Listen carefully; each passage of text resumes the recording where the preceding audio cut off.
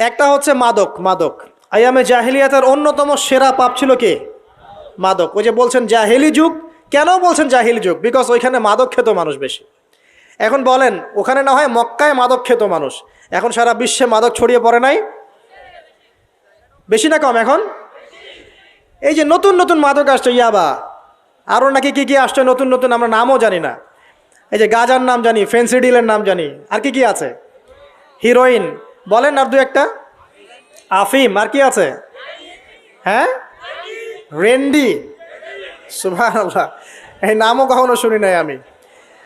আচ্ছা, শোনেন শোনেন, বিষয়টা হচ্ছে, দেখুন, এই বিষয়টা কি হালাল না হারাম?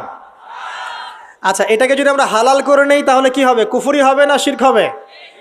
শিরক কুফর দুটোই হচ্ছে। কিন্তু এখন মক্কার কিছু মানুষ মাদক খেয়েছে বুঝলাম, আল্লাহ রাব্বুল আলামিন ধাপে ধাপে এখান থেকে বের করেছেন। প্রথমে বলেছেন মদ খেয়ে নামাজের ধার কাছে যেও না। হ্যাঁ, তারপরে বলেছেন এই যে মাদকে কিছুটা উপকার আছে কিন্তু বেশি ক্ষতি।